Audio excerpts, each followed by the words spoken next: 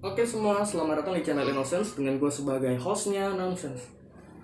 Kali ini gue datang dengan cerita bertajuk misteri, yaitu misteri yang berasal dari suara-suara misterius yang berada di lautan. Yang suaranya sampai saat ini belum diketahui suara itu berasal dari apa. Nah, langsung saja tanpa berlama-lama, kita ke intro.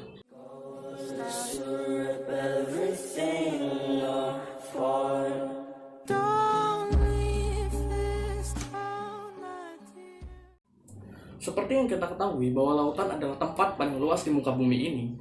Dengan persentase, daratan itu hanya sepertiga dari luasnya bumi ini. Jadi sisanya itu lautan. Dengan luasnya lautan ini dan dalamnya lautan yang mengerikan lautan itu, tentunya eksplorasi manusia itu belum maksimal dalam menjajali kedalaman lautan. Nah, walaupun manusia pada dasarnya sudah jauh mainnya ya, sampai ke bulan, ya kan, meneliti bulan, bagaimana tekstur bulan, uh, bagaimana yang terjadi di bulan, tapi manusia belum sampai ke dalam lautan. Nah, tentu saja hal ini membuat banyak sekali misteri-misteri dan kejanggalan-kejanggalan yang manusia itu tidak tahu apa yang terjadi di dalam lautan itu. Nah, di segmen kali ini, gue akan membawakan cerita atau beberapa suara-suara misterius yang pernah terekam, ya, yang sampai sekarang itu belum teridentifikasi suara apa. Nah, yang pertama yaitu suara misterius yang terekam pada tahun 1977 oleh Badan Penelitian Amerika Serikat yang disebut sebagai NOAA atau National Oceanic and Atmospheric Administration.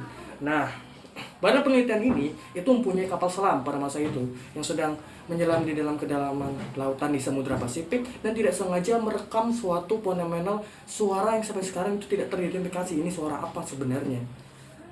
Yaitu suara yang memiliki frekuensi rendah karena tidak bisa didengar manusia. Sebenarnya ini suara yang sangat tinggi karena dari sumber suara itu suaranya bisa terdengar sampai 500 km, 5000 km dan masih terdengar. Nah, karena badan penelitian Amerika ini masih bingung ini suara apa, akhirnya ditelitilah suara ini dan suaranya bunyinya kayak bluk kayak gitu.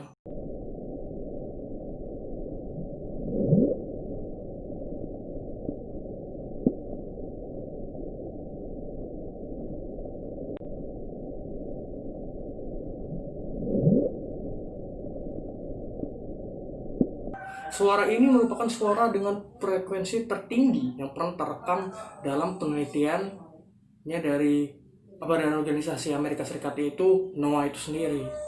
Nah, suara ini dinamakan dengan the blob sound. Kenapa dinamakan the blob? Karena memang suaranya terdengar seperti blob kayak gitu, makanya dinamakan the blob sound.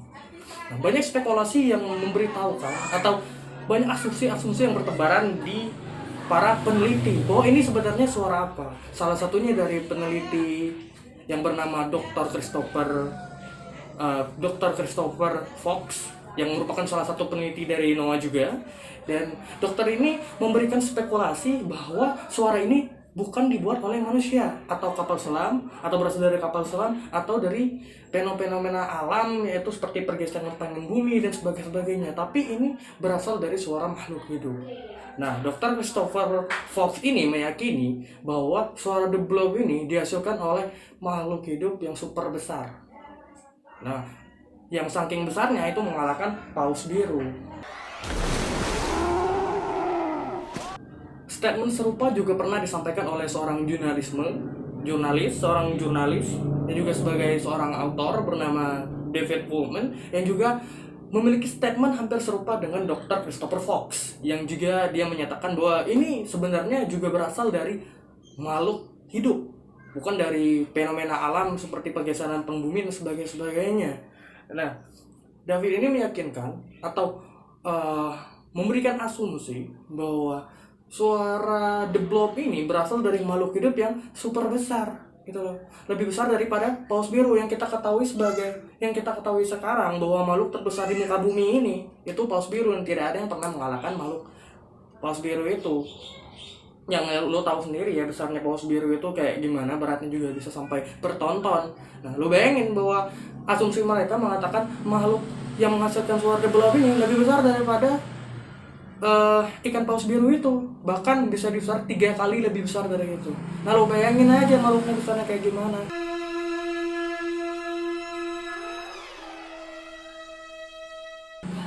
Nah, ini tapi sebatas asumsi semata. Belum ada penelitian yang benar-benar mengetahui atau membongkar uh, sejatinya ini suara yang berasal dari apa gitu loh. Nah, tapi baru-baru ini, ya 2010 udah lama sebenarnya, 10 tahun yang lalu, itu juga ada statement dari peneliti yang juga berasal dari NOAA yang bernama Dr. Robert Ziak ya. Nah, dokter ini juga memiliki asumsi yang dia berbeda dari asumsi dua sebelumnya. Nah, asumsi dia bahwa suara ini sebenarnya bukan berasal dari makhluk hidup, melainkan dari hal-hal yang lebih spesifik seperti fenomena alam. Nah, dia berasumsi bahwa suara ini sebenarnya dari pergeseran eh, apa ya, es di bawah dasar laut gitu loh, kayak pergeseran retakan gletser kayak itu, seperti itu. Nah, dokter Robert ini meyakinkan publik ya dengan penelitiannya bahwa suara ini sebenarnya ya dari suara retakan gletser tadi, bukan dari suara makhluk hidup. Karena pernah ada suara serupa ya yang hampir mirip dengan suara The Blob, tapi nggak sama ya, mirip aja. Nah, ini menjadi acuan dari dokter Robert bahwa suara The Blob ini bukan berasal dari makhluk hidup, melainkan dari tadi pergeseran lempengan es tadi, dari pergeseran geser tadi. Nah, itu statement dari dokter Robert Ziak ini. Tapi tetap saja ini adalah asumsi. Belum ada penelitian yang benar-benar menyatakan bahwa ini sebenarnya suara apa dan berasal dari hewan apa. Tidak ada. Atau memang benar-benar dari pergeseran lempengan bumi atau geyser itu, nggak ada penelitian yang benar-benar spesifik. Dan tentu saja ini masih menjadi misteri hingga saat ini. Nah, maka dari itu suara The Blob sampai detik ini tidak ada titik terangnya. Ini dari hewan atau dari makhluk hidup ya, atau dari monster atau dari retakan es, nggak ada yang pernah tahu itu sebenarnya dari suara apa. Kayak asumsi gue pribadi sih, ya gue juga nggak tahu ini berasal dari apa. Tapi kalau memang dari makhluk hidup, ya lo bayangin aja gedenya kayak apa, bahkan lebih besar dari paus 3 kali. Pun ini dari fenomena alam, rasanya aja agak kurang puas aja ya kan. Tahu-tahu masih ada makhluk yang memang sebesar itu hidup sekarang. Nah, mungkin itu aja untuk bahasan kita hari ini. Semoga itu mencakupi, menambahkan wawasan hasanah pengetahuan kalian sebagai penonton.